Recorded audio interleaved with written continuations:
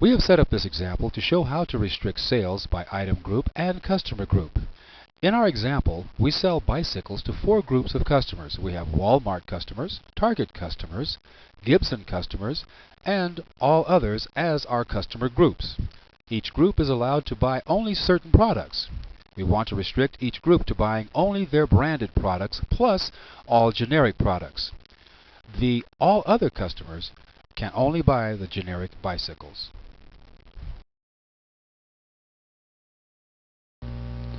JDE Edwards has functionality to restrict item sales by customer.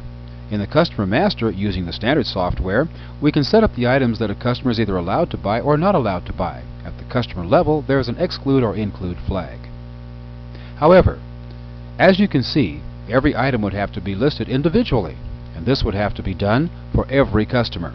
So, now you're probably asking yourself, how are we going to do this by customer group and item group? Now, let's look at One World to see how we can accomplish our goal. This tip also applies to JDE's World software. We will look at our customer setup first. Let's go to the address book and then to the Customer Master.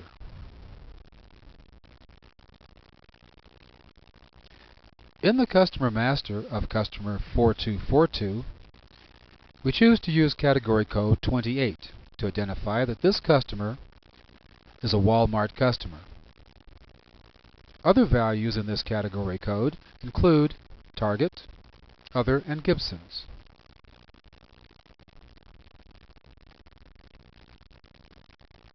Customer 4243, on the other hand, is an other customer who is not allowed to buy any branded items. You will see as we go through the address book to the Customer Master, then to the category codes, his category code 28 has a value of Other.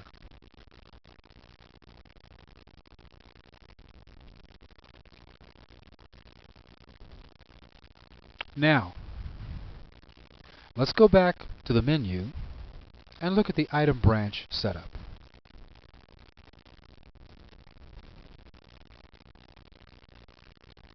As with the customer group concept, we are using category codes to indicate which group an item belongs to. The 210W item is a Walmart branded bicycle that we only want to sell to our Walmart customer group.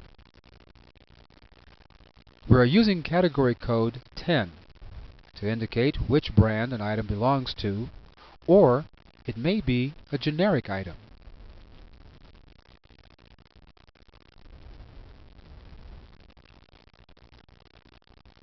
Now, let's look at advanced pricing to see how this setup can control the sale of allowed products by customer group and item group.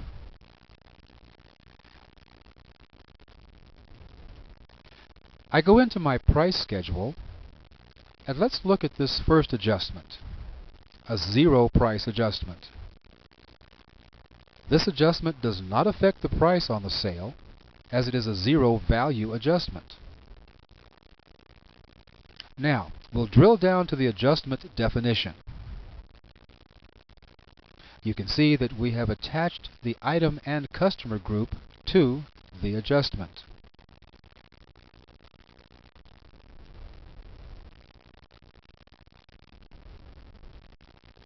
Here you can see that we are using category code 10 for the item and 28 for the customer. The adjustment definition is set up not to print on the invoice. The real key is that we have it set up to be a mandatory adjustment. This means the system must find a detailed record for the item group and customer group, or we will get a hard error in sales order entry.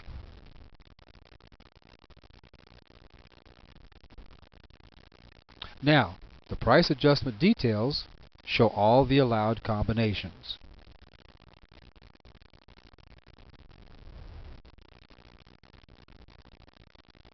The Walmart customers are allowed to buy Walmart items. The Target and Gibsons are allowed to buy their items. Other customers are allowed to buy generic items, and Walmart, Target, and Gibsons are also allowed to buy the generic items as well.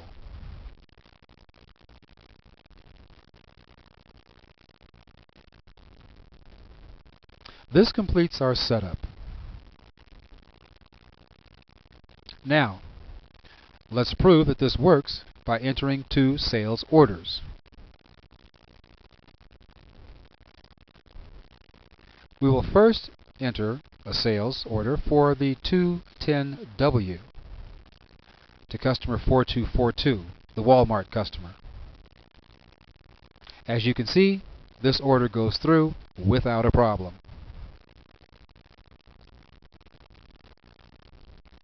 Now, we are going to enter an order to 4243, the non-Walmart customer.